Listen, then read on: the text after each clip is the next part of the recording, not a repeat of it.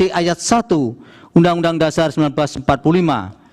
Dengan demikian, putusan yang dijatuhkan Mahkamah Aku adalah putusan yang dipandang telah tepat berdasarkan bukti-bukti dan fakta hukum dalam persidangan dan telah memenuhi prinsip-prinsip hukum dan keadilan sebagaimana dimaksud dalam pasal 24 ayat 1 Undang-Undang Dasar 1945.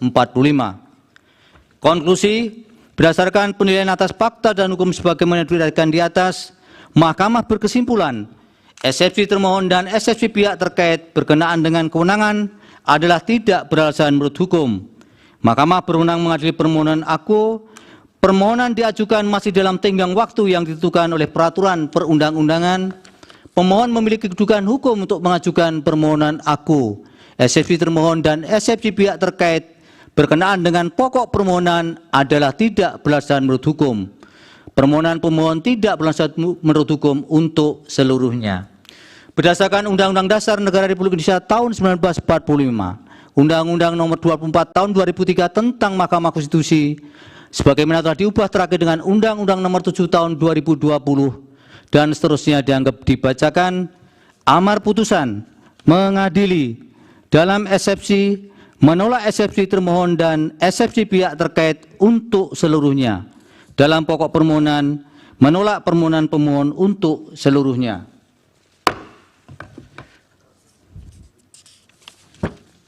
Pendapat berbeda terhadap putusan Mahkamah Konstitusi Aku, terdapat pendapat berbeda dissenting opinion sebagaimana dalam permohonan nomor 1, yaitu oleh Hakim Konstitusi Saldi Isra, Hakim Konstitusi Eni Nurbaningsih, dan Hakim Konstitusi Arif Hidayat sebagai berikut yang menurut kesepakatan para hakim yang bersangkutan dianggap dibacakan.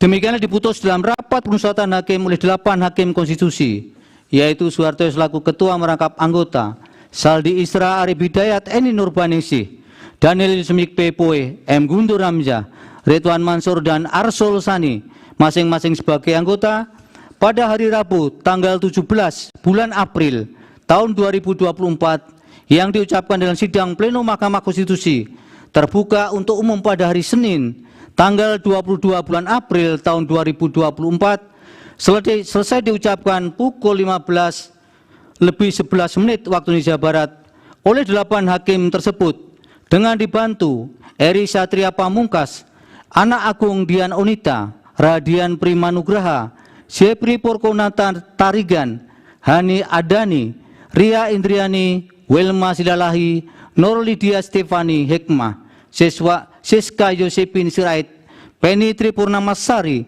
Akmari Narasika, dan Mukhtar Hadi Saputra. Masing-masing adalah panitera pengganti pada Mahkamah Konstitusi dengan dihadiri oleh pemohon dan kuasanya, oleh termohon dan kuasanya, pihak terkait atau kuasanya, dan Badan Pengawas Pemilihan Umum. Demikian putusan yang diucapkan oleh Mahkamah pada hari ini untuk perkara nomor 1 dan nomor 2. Untuk salinan putusan akan dikirim oleh Mahkamah setelah putusan ini diucapkan atau selambat-lambatnya 2 hari kerja